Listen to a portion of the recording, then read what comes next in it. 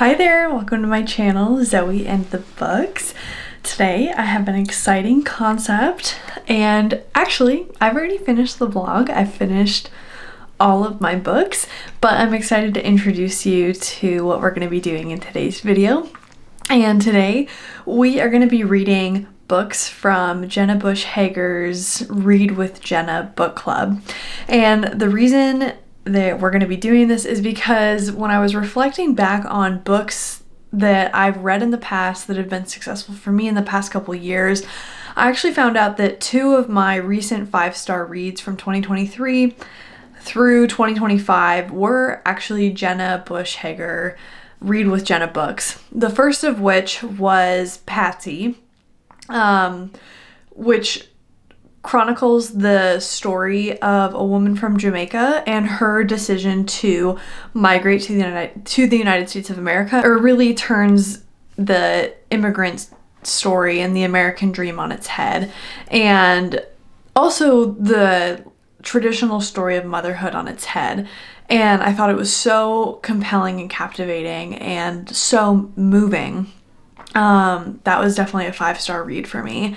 And the other recent 5-star read for me that I actually talked about in my 2025 wrap-up was The Dream Hotel by Layla Lalami, which talks about a women's kind of retention center in a not so distant future as a result of kind of criminal reform and taking away people's privacy and utilizing advanced data and algorithms to try to detect crime.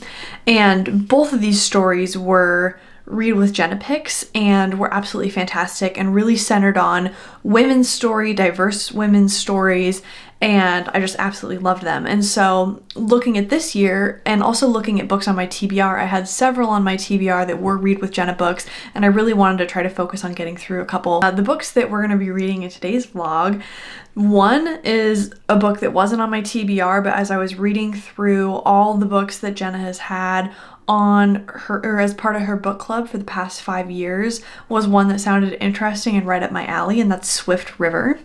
The second book that I read in today's vlog is Good Material, and that's been on my TBR for probably a year and a half. And the final book that I read is How to Say Babylon, which I read physically, and this has also been on my TBR for probably a year and a half. And I think all these stories are written by women. 2 of them are written by Black women, and one of them is written by a foreign author. Out of all the Read With Jenna books that I've read, 4 are by women of color. Many of the books that the Read With Jenna book club focuses on are by debut authors, or by emerging voices, or by diverse voices, and that's something that I particularly appreciate and have come to love. And so enjoy joining me on this journey as I try to find new books, hoping that some of them will be 5 stars. I had hoped to cover more books in this vlog, but especially because there were several that Jenna has picked that were on my TBR, ones that I was interested in. But I'll hope to get to them in future projects or as part of other reading opportunities.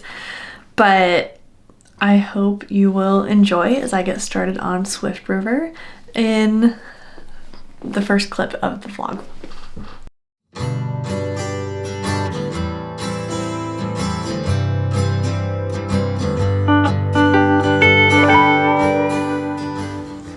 Hi there, I wanted to provide a quick update. Funny story, I brought my camera on my work trip, but I proceeded to leave my SD card at home. But I've been listening to Swift River by Essie Chambers. I started it a couple days ago. I think I started it one day before I went on my work trip. I've been listening to it on audio through Libby, and I got a little bit of the way through it while I was packing. I listened to it quite a bit on my travel day, while I was in the airport, while I was on the plane, and then on the drive from the airport to the city where I'm staying currently. And I'm now about 56% of the way through. So I would have updated you earlier, but I've been quite busy with the work event that I've been working. And I also got quite a bit of the way through it because I was delayed on the way out of DC, and they boarded us before telling us that we were delayed. So we sat on the plane for an hour, and I kind of went in between listening to my book and reading the other book that I brought with me. I only brought like a novella with me, so I didn't want to read the whole novella and then be on the plane for 4 hours and not have anything to read, which that ended up happening anyways. I finished the novella with like 2 hours to go, and so that was unfortunate because all my other books were up in my roller bag. But anyways, let me tell you a little bit about my thoughts. So Swift River is about a couple things.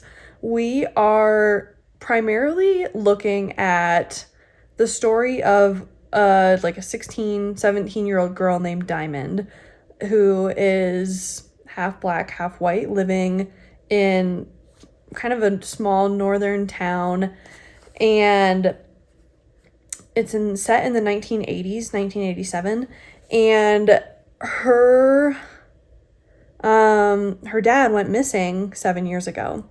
And so we are exploring how Diamond and her mom are kind of coping with that, how they're choosing to move on from that, the poverty that Diamond and her mom are living in, some of the prejudices that they face because of their poverty, because of Diamond's race, her ethnicity. And then also Diamond is also overweight. So some of the prejudice that Diamond faces for also just being overweight. But not only are we exploring Diamond and Diamond's life and kind of Diamond's coming of age story through the lens of all of the things that I've talked about, it's also a family story. So we're exploring Swift River through Diamond's family, specifically her female ancestry who has been there since the early 1900s. That's been kind of interesting, and we're exploring that through letters that Diamond's Aunt Lena is sending her. And so we're exploring, family connection to place, heritage, and we're also jumping back in time. So we're looking at Diamond's relationship with her mom and her dad in the present and then also in the past. And I think not only is this a story about Diamond and Diamond's coming of age, but I think it's also a story about her mom and her dad and just this family unit having to cope with just the insurmountable challenges of racially based prejudice. And like there are no coping mechanisms, there are no real tools to handle like the level of racism and prejudice and just targeted attacks that Diamond and her family and her ancestors had to put up with. And that's really what this story is about. I'm loving the writing style. It's very literary.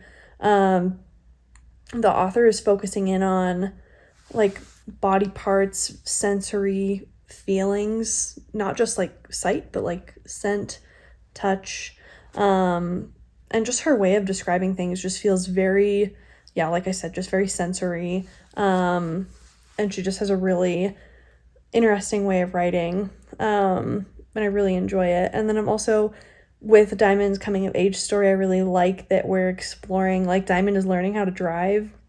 Diamond is kind of making a new friend. We're seeing Diamond working in her job, and then also just exploring really complicated family dynamics, and I'm just really enjoying that. So I'm, a little over 50% of the way through, and I'm just curious to see where we go from here. This homebound story, this story of growing up in a small prejudiced town in the 80s. It does feel very nostalgic, and just curious to see where it goes, what's gonna happen. But enjoy this phone clip, and I'll check in with you when I finish the book. Cars jolt forward. Everyone on them from top to bottom is bent over their bars, watching pop and... Alrighty, I finished Swift River this morning as I was getting ready for work, and I've just finished writing in my journal some of my thoughts on the book. I listened to it on audio and I really enjoyed all of the narrators. I think there were 3 different narrators, one for each of kind of the main women in the family that we were following when we got their different perspectives. I really enjoyed that. I think listening to it on audio probably enhanced the experience for me. It moves slowly through Diamond's summer vacation as she's parsing through trying to declare him legally dead so they can claim the insurance, but also her learning to drive and making new friends and just reflecting on how her life is the way that it is, and then also cultivating relationships with her dad's side of the family that she's lost contact with. This was all moving quite slowly, but listening to it on audio helped keep me rolling along, which I really liked. I really enjoyed this book. I'll give it a 4.5 out of 5. So it's not a 5 stars, but it's still a really good book. And I'll start by saying the only thing that I really didn't enjoy about it was the ending. I thought the ending was a little bit rushed. It felt a little bit unresolved. We were moving, as I mentioned, kind of slowly through this summer, getting different perspectives mixed in, thinking about some different mysterious elements that were brought in that I think are intended to make the reader think, intended to make Diamond think, intended to make Annabelle, her mom, think, you know, about the possibilities of the what ifs. I think those are meant to be ambiguous, and that's totally fine, but we're moving through this summer and looking in the past, both from other people's perspectives and Diamond's perspectives, and then we get to the point of having a decision about whether Rob is going to be, her dad is going to be declared legally dead, and everything just wrapped up really, really quickly. And on the one hand, like, we got some information about like how the family was going to interact together and like what the outcome of that decision was. But on the other hand, I still felt like there was a lot of things that were still unresolved and didn't have like a neat resolution.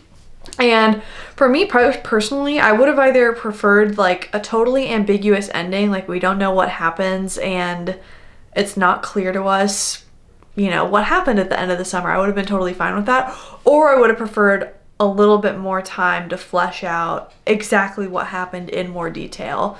It was somewhere in the middle and it just didn't feel it just wasn't like a very fulfilling ending for me personally. And like I said, it felt really rushed. It happened much more quickly than I was expecting. I wasn't anticipating that we were approaching the end, and I was like, oh, it's over. Okay, that's crazy. But I will say, in addition to some of the other things that I talked about earlier when I first updated you, I just think that this author did such a good job of developing scenes. Like, I felt so immersed in so many of the scenes that she developed, and I talked about her focusing on sensory details, but then she'd also focus in on like minute tiny details to describe like food items or things that people are wearing or the landscape or just the metaphors and some of the other literary devices that she was choosing to describe the things around these characters made the scenes feel totally alive and like you were there and you could totally envision exactly what was happening when they were at an amusement park or when they went to a barbecue or when Diamond is having driving lessons and her friend Shelly is, you know, listening to music or behaving kind of funny. All things that I just felt were so tangible and so real. And I just think it was really impressive out of a debut author, on top of all of the broader thematic things that she was doing and the relationship cultivation that she was doing among Diamond and her other female relatives, her mom, her aunt, her great aunt who had passed on, but she's reading her letters. I just thought it was really impressive the way that she was balancing kind of the micro scale, but also the macro scale of the different things that were going on in this book. And then another thing to me that was really impressive was the way that Essie Chambers, the author, was able to pull so aggressively on my emotions. Obviously, there's a lot of really heavy themes in this book dealing with generational trauma, racism, obesity, complicated family dynamics, all under the umbrella of this being kind of a coming of age story for Diamond. Like, there's just a lot going on. And beyond that, there's like other kind of uncomfortable things that are happening in this book that made me feel at times like I felt like I was sweating at times, or my stomach would flip or clench because I felt really anxious about things that were going on, or my heart cracked in half watching this family kind of devolve in front of my eyes as a result of the weight of previous generations' trauma, or the weight of, you know, targeted racism against her father. It was really challenging to read about, but Essie Chambers was able to accomplish that emotionally, not just by putting those words on the page, but in the way that she was able to focus in on specifically Diamond and Annabelle's reactions to things going wrong. I felt so connected to Diamond, and to a lesser extent her mom, that whenever they encountered heartbreak, I encountered heartbreak, or whenever they felt uncomfortable, I felt uncomfortable. Or especially when Diamond was really young, she's like 10 years old or 9 years old or 8 years old, and she's watching these really challenging things happen, or she's being put in challenging positions, I just felt so much grief for her. The author just did a really good job of highlighting some of those challenges, and just the impossibility of dealing with, and as I mentioned in my first check-in, of really coping with, you know, the different elements of racism that are presented in this story. Overall, I thought this was a really beautiful exploration of all the topics and all the themes that I've talked about, and I'm really happy that I got the opportunity to read it. It was not first on my TBR for this vlog. It was not a priority read, but it was available through Libby on audio, and I'm really happy that I got the opportunity to listen to it and experience it, and also to hear from a debut author and a new author to me. So yeah, it was very much up my alley, and I'm glad I got the opportunity to read it. So I'll check in with you when I start reading the next one. Okay, good evening. I'm making dinner. You are on precarious, shaky ground. You're on top of 2 candles and propped up by the underside of the thing that attaches to my tripod. So, hoping we don't have a catastrophe here.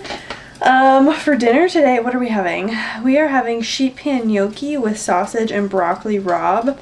Although, I think Chris, when he went to the grocery store, he got broccolini instead of broccoli rabe, which is great. I like broccolini, so we're excited about that. But the reason we're checking in right now is because I wanted to provide a little bit of an update on, I've started, and I'm about 40% of the way through Good Material by Dolly Alderton, and I am just really loving it. Basically, what's happening is we were introduced immediately to Andy, who's a 35-year-old comedian living in London, who has just been broken up with by Jen, who he's calling, one second, gotta get my gnocchi in the bowl. Jen, in Andy's eyes, is the love of his life. He's just been dumped, and he's navigating heartbreak at 35 years old after being with this woman for 4 years, expecting that he would start a family with her and that he would be with her for the rest of his life. He is navigating feeling like a failure at not having the things that all of his friends have at his age. That family, the wife, the kids, the career. He's a comedian. He lives off of like odd jobs. He's not in like a stable kind of standard career that many of his peers are in. And as he's going through this breakup, we are also watching as he is navigating kind of the, I don't know, the standard things that you go through in a breakup, you know, moving out of your partner's house when you live with them, disentangling joint finances, joint bank accounts, things of that nature. And then also just the obsessive kind of hopeless anxiety spiral, especially that's augmented by social media and technology, of having your ex's phone number at your disposal and obsessing over every text that you send them, every photo that comes up on your screen, things of that nature. Oh God, I should have done the onion later. I can't cope with these onions. Oh my God. I don't know if it's just, there's something about me and like young British or like young writers from the greater United Kingdom when they're talking about slice of life sorts of things, and also just providing commentary on relatively young people just trying to figure it out. There's something about Dolly Alderton, but then also Sally Rooney. Their writing just speaks to me in, I don't know if it's something about like the British sensibility, or maybe it's just the subject matter itself, but it just really calls to me. But what I really like about this book in particular is it's making me laugh. The way that Andy approaches things and the circumstances that he's finding himself in are just enough to make you laugh, whether it's finding housing or the like social media and text message mishaps that he is going through. But the things that he's saying to his friends, the wild nights out as he's trying to bounce back from this breakup. I am just having a really good time with this, and I just like the writing style. I feel bad for Andy as he's trying to figure it all out and get his life together. Feeling totally heartbroken. The book opened up, it was really funny, with like a list of all the things that he was supposed to hate about Jen, because that was what was he was like recommended to do to try to get over her, and just some of the things that he was having to stretch to come up with of like things he didn't like about her were just totally ridiculous. And I don't know, this book is just definitely speaking to me. It's been on my TBR for over a year. I just took it off of my story graph, like want to read. I don't remember exactly what it's called, but because I don't like to have it there and on currently reading, because then it makes it, I don't know, it messes up my stats whenever I have it in both places. But I've had it on my TBR for over a year, and I'm just really glad that I'm finally getting the opportunity to finally read it, because I'm just really enjoying it, and I want to read more by this author and just see if her writing style is something that is like a go-to author for me, or if it's just this particular book and this particular subject matter. But so far I'm really loving it, and I'm just curious to see where it goes, because I think when I read the synopsis, we're gonna get some more of Jen, his ex's perspective at some point, but right now it's just been about Andy and kind of him trying to figure it out. So we'll see. I'm gonna keep cooking dinner, I'm gonna listen to my audiobook, and you will see me, I don't know, mope through making dinner.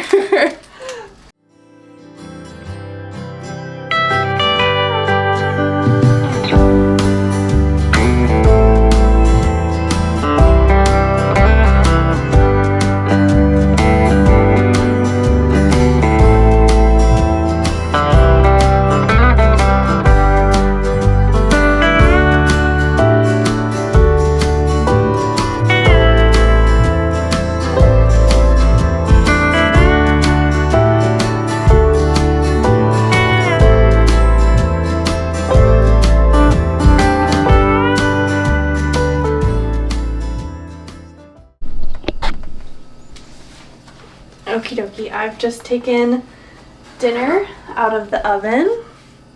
I think it looks pretty good. We're using a new brand of gnocchi. Usually we use like a sweet potato gnocchi from Whole Foods, but today we're just using their generic brand regular potato gnocchi. Looks like some of the gnocchis have broken up, but it still looks and smells really good, and I'm excited to try it. While I was making dinner, Andy is spiraling a little bit. He's not doing very well, and I think it's because he's seeing that everyone in his life is, in his perspective, ahead of him. He's behind where everyone else is, on top of, you know, having his knees cut out from under him, being broken up with from, you know, someone that he really cared about and didn't expect that from. And on top of that, he doesn't really feel like he has anyone that he can talk to, or in addition to that, doesn't feel like he's equipped to talk when he is given the opportunity to.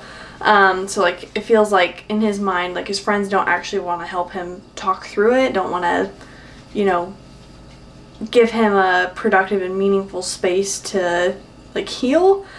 And then even when other people give him the opportunity to speak, he doesn't feel like he is equipped to speak on how he's feeling and how he could be getting better, how he could be moving past this breakup. And instead he's turning towards kind of destructive ways to cope, like drinking heavily, diet culture, and, you know, technology, doom scrolling, looking through old photos and hyper fixating on what the relationship was and how he could try to get it back if possible.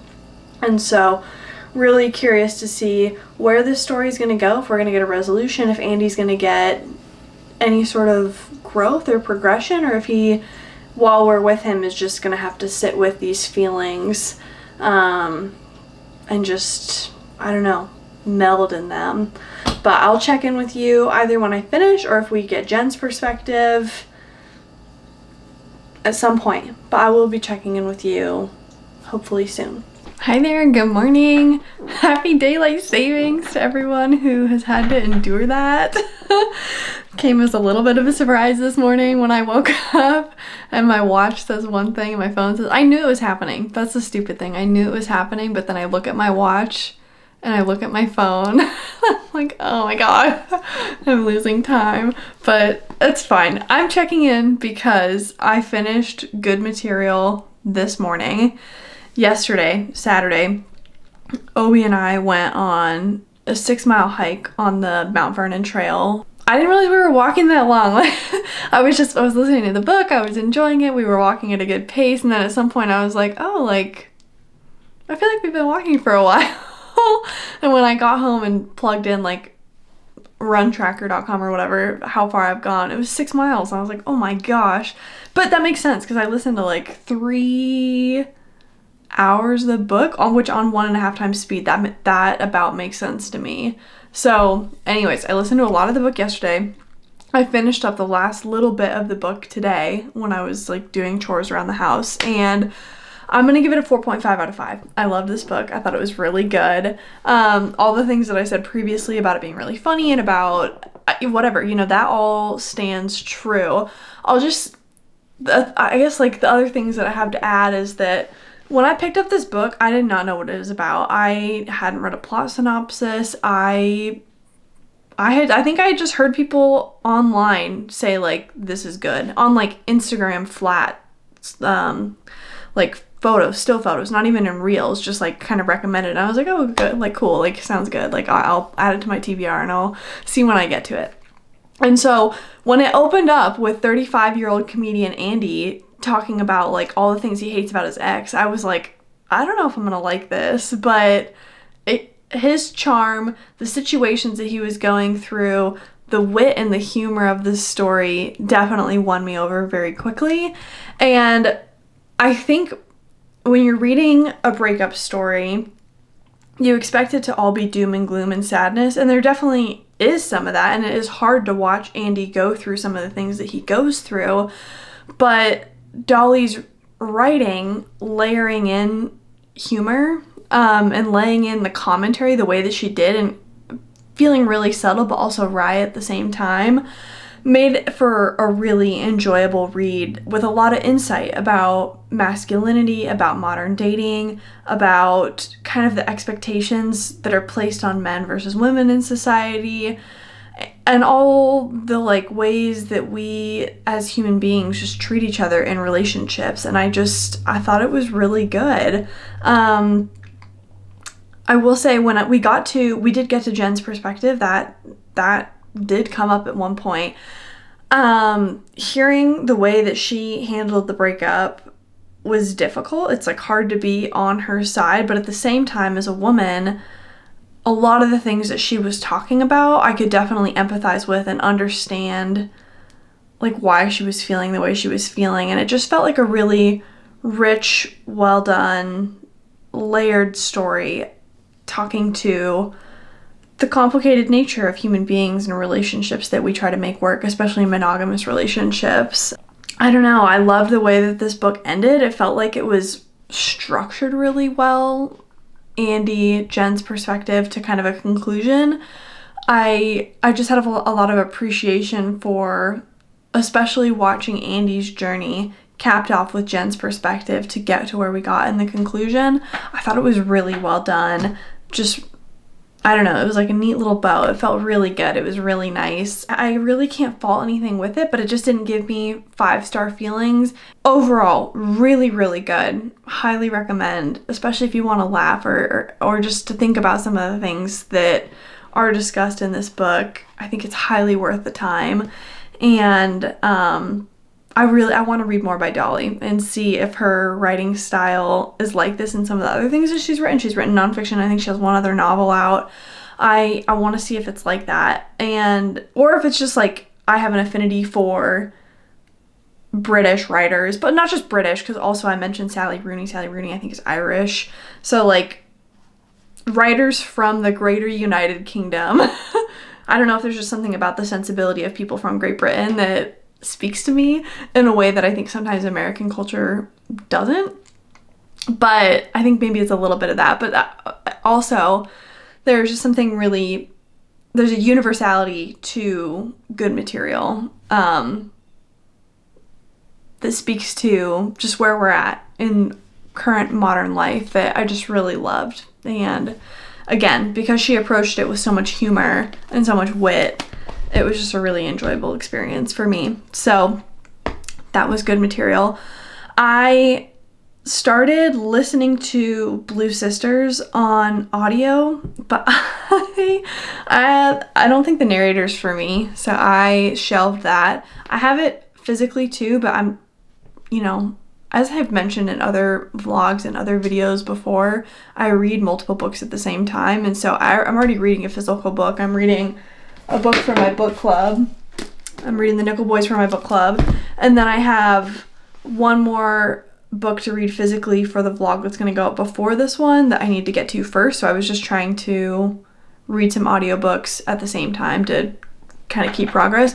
Anyways, narrator was not doing it for me. I tried adjusting the speed. I tried, I don't know, just giving it a minute, and it just not for me. So I returned the audiobook on Libby and I'll be reading that physically at some point later in the vlog. And I'll check in with you whenever I start my next book. Good morning. It has been a while since I've checked in for this reading vlog because I've been reading other books, which I'm going to talk about in my quarterly wrap-up, which is going to be the next regularly scheduled vlog that's going to come out. So I've been reading, just not for this vlog, but I have a little bit of an update which I'm happy to provide. I've started to read How to Say Babylon, and before I get talking about this, I'll also say some of the exciting things that I've been doing in my life.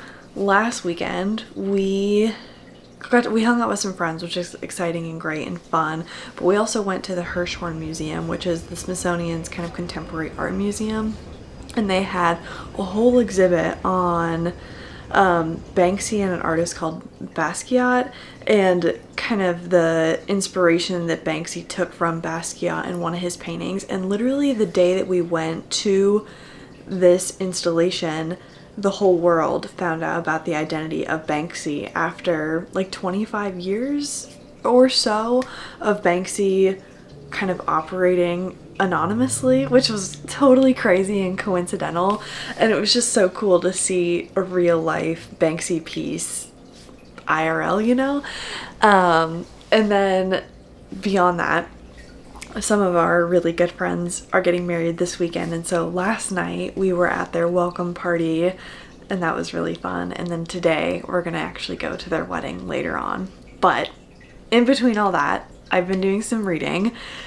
Before this book, this is like part of the problem. I've been reading this for how long? Like 4 or 5 days, and I'm reading it kind of slowly, and I don't know why, because I love memoirs, and this is well written, and it's about Jamaica, and it's about a girl who is living, or is recounting her life living under kind of the extremist oppression of her Rastafari father, and kind of how I think the story is going to be about how she gets out of that through the power of education and the power of her skill in writing, and how she kind of breaks free from that. It's really well done. But just prior to reading this, I read another 5-star memoir about, and again, I'll talk about it more in my quarterly update, but I read a 5-star memoir and I thought, like, oh, I'm in the mood for memoirs. Like, I just read a good one. Like, I'm going to read one that's really highly anticipated, has been really highly recommended by other people in kind of the reader community, including Lexi Newly Nova, someone that I, take recommendations from, have similar reading taste to, whatever. I was like, I'm going to move straight into another memoir. I don't know, maybe that was a bad decision, but I'm just not moving through this as quickly as I do with other books. And it's not because it's bad. I don't know. Maybe I'm just like not in the mood for memoirs. Maybe it's just not speaking to me. But that's not fair to the book because it's really well written and it's, again, talking about topics that are super interesting, but I've just been really slow to read on it, and I don't know what my problem is because I have 2 other books that I would really like to read for this vlog and that I'd really like to get to, so I kind of need to get moving on this. But with some of the other things that I have coming up this weekend, one being the wedding this afternoon, 2 being that I want to do some pretty extensive work in my community garden plot. I just don't know if I'm going to make as much progress as I want to. But I don't know. I'm like a little over a third of the way through this. I feel like I'm finally getting into a little bit of a groove with it. Maybe I'll make some progress on it. Like, I think, at least from my vantage point, like, Rastafarianism like exists, but like at least in the United States, like I don't know anybody who kind of subscribes to that religious way of thinking. Yeah, I don't know anybody who is.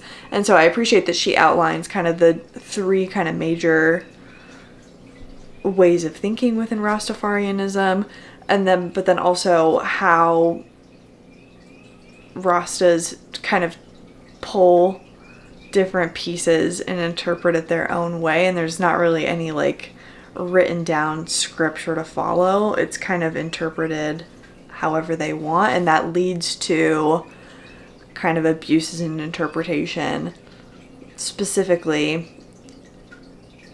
through patriarchy, which we see in her family. And it's been really interesting to see some of the specific stories that she has told about like having dreadlocks against her will, being given marijuana at like a really, really young age as kind of like a spiritual experience, being forced to like cleanse yourself with like medicinal herbs and plants that are like not meant to be consumed, being forced to isolate yourself from other children, other people, because of her father's kind of insistent fear of Babylon, this idea of like external pressures, external, woe. Totally fascinating to see how that is shaped, or how that shaped Safiya when she was younger. But we're finally getting to the point in the story where she's being introduced to poetry and the power of art and the power of education to kind of steer herself in a different direction. And she has also been exposed a couple times to firsthand knowledge of how, like, the dichotomy between how men get to experience being Rasta and how women get to experience being Rasta, and her seeing like, I don't want any part of this. I love a memoir. I love getting to see people's experiences on paper, for the rest of us to kind of get to learn from. And I think in the end this is going to be a really powerful memoir. I just need to give it the opportunity to show me. It has already shown me so many really powerful scenes, so many really compelling and crazy things that, you know, children shouldn't have to endure. But for some reason, it's just not resonating with me. And again, I don't know if that's because I have just read a memoir that was told from a child's point of view, or like recounting memories from childhood that was really well done. And I'm diving into a second one and I needed to like space it out, or if, you know, I don't know, if I think maybe that's part of it. I just needed to space out the memoirs, rather than thinking like, oh, I'm in a memoir mood. I think maybe that's the issue. But I think, you know, once I get a little bit further into this, I'll come around and be in a better place with it, because it has all the elements of things that I'll really love. It's centered in the Caribbean. It's talking about oppression and patriarchy and religious extremism. It's talking about the power of education and the power of art and culture to kind of transform one's life. And it's, you know, a story about, you know, like women prevailing. I think it's going to be everything that I want. And she's also just like an excellent writer. And I also love that she's like recounting things about Jamaican history and like Jamaican culture that like I think like mainstream US citizens wouldn't know. So it has all the things that I like, all the things that I want. I just need to give it a chance and get myself through it. But that's just kind of where I'm at with it right now. But I will check in with you when I've made a little bit more progress and let you know my thoughts on it then.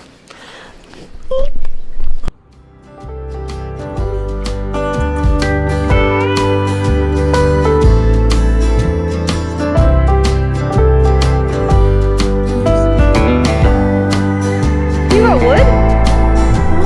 Oh. You're gonna make a fire tonight? It just burns back there.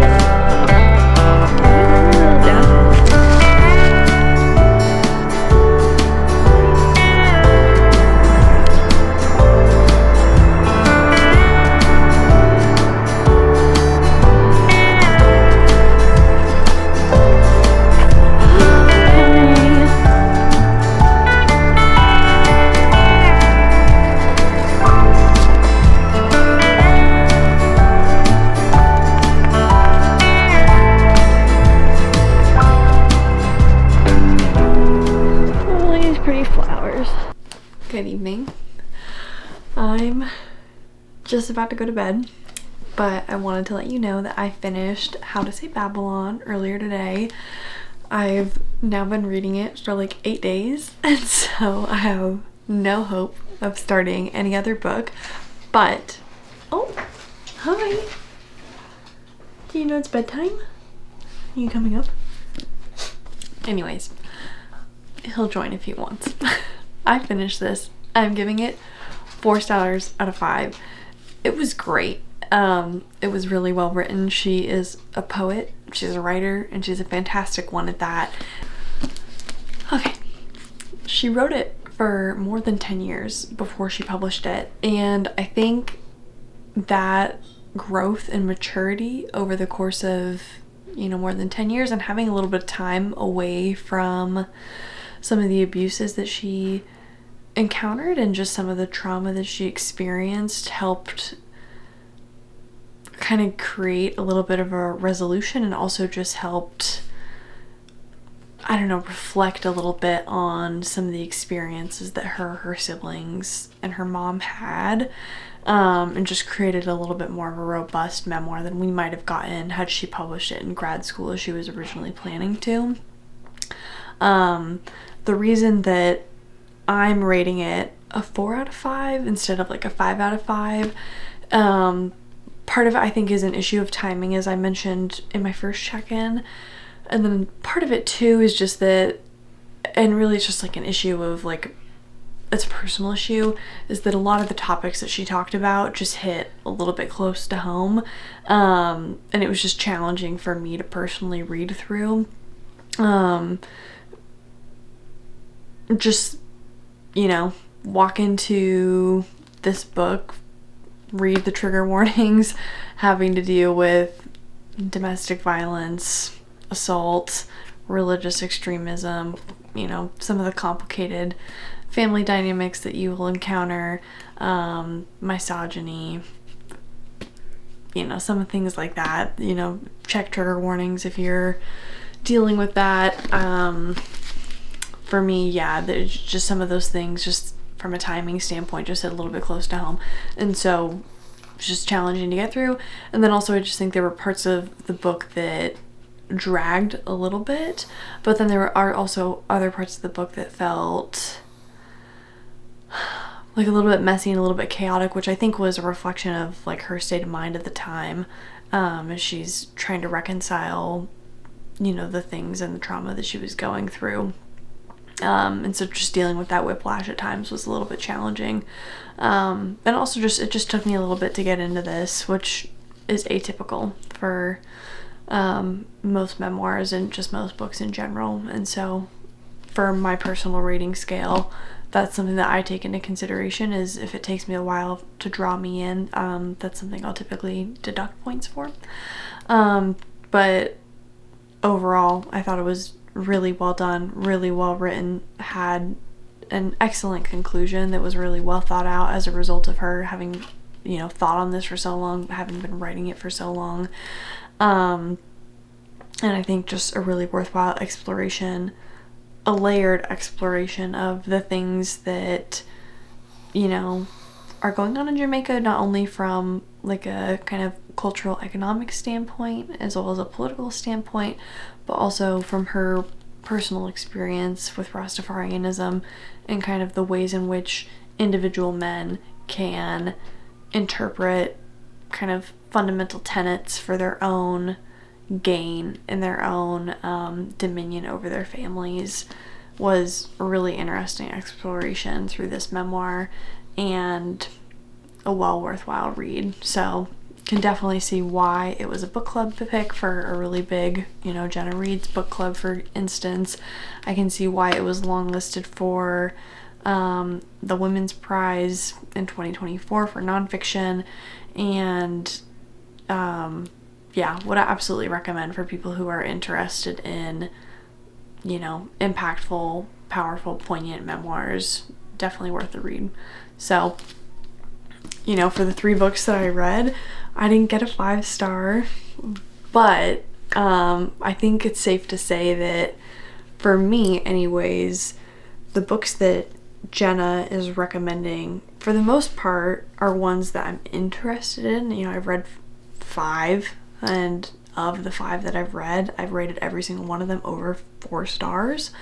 That being said, however, that's like of a curated list. If I read all of the books from like a given year, I wonder how that would shape up if I would be rating all of them above 4 stars.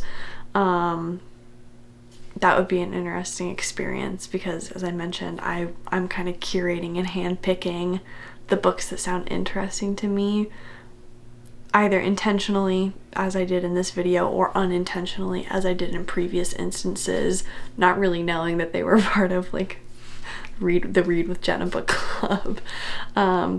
But yeah, so far, I mean, I think she picks, at least in my opinion, I think she picks worthwhile reads that encourage you to think, reads that center on kind of unique experiences that people are having, oftentimes experiences that women are having, not always, but oftentimes, and, you know, for the most part, they're stories that I really enjoy. So I guess if there's a Read with Jenna stamp on it, I'll keep my eye out for it and see if that's something I'll be interested in the future.